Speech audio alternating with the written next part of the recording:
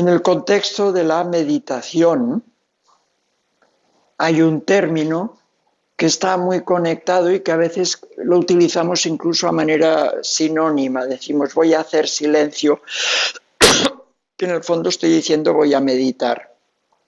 ¿Y por qué utilizamos el concepto silencio?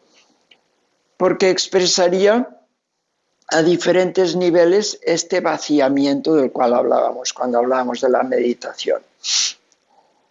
Silencio tiene un componente físico, ¿no? A veces decimos calla. Estamos hablando del no ruido exterior. Ese silencio lo entendemos todos y en cierta manera todos sabemos que ese silencio apacigua, calma, nos hace bien, ¿no?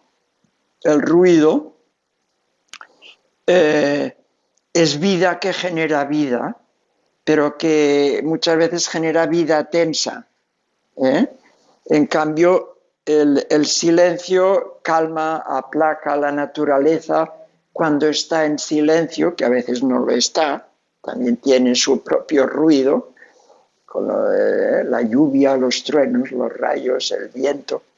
Y eso también es vida, pero cuando la naturaleza está en calma realmente nos ayuda mucho a conectar con nuestra propia calma interior, ¿no? Entonces, el silencio exterior, muy importante, pero a veces no lo tenemos del todo. Entonces, lo que sí que hemos de buscar es el silencio interior. ¿Qué sería el silencio interior? Mucho más difícil de conseguir que el silencio exterior, porque estamos ahí, tenemos mucho ruido dentro. ¿Cuál sería ese ruido? Pues pensamientos, imágenes, emociones y sensaciones físicas a las cuales nos agarramos psicológicamente. Hablábamos dolor y sufrimiento, pues también esto, a veces nos enganchamos a la sensación de placer o a la sensación de dolor. Y ahí todo eso también nos genera ruido interno, ¿no? Todo ese ruido, si sabemos también tomar conciencia e irlo aflojando, entonces vamos entrando ya en un silencio que ya estaría conectado con la meditación. Y el momento clave de ese silencio es cuando tú realmente trasciendes a nivel de conciencia todo ese ruido y te das cuenta de que más allá del ruido ese hay como el gran vacío, que da pánico, que da miedo, y ese silencio da miedo, pero al mismo tiempo seduce e invita, ¿no? Y es como si ese silencio te dijera, ven, piérdete, atrévete a saltar. Y dices, no, prefiero más quedarme en mi ruido. El ego le da pánico.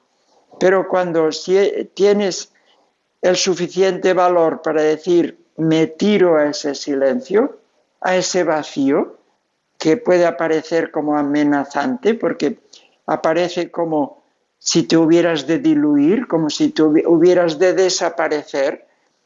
Nuestro ruido interno nos da como sensación, conciencia de consistencia, porque nos marca límites.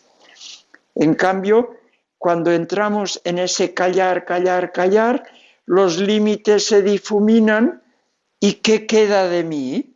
Entonces viene como un poco pánico al ego individual que le da seguridad a sus límites. Si te atreves a saltar a ese más allá de los límites, a ese silencio que da miedo pero que atrae y seduce, descubres que ese silencio luego es la puerta a la gran armonía. Y entonces al gran silencio y al sonido armónico, no al ruido, a la armonía de la naturaleza y de la vida y del todo. Ese silencio vale mucho la pena, atrevernos a descubrirlo. Por eso luego, como ese ese objetivo final, por hablar en esos términos, a donde nos lleva ese vaciarnos, ese irnos silenciando, estaría muy conectado con lo que perseguimos cuando hablamos de ir a meditar. Estaría en la misma dirección. Eso sería, no sé, una manera de explicarlo, el término silencio.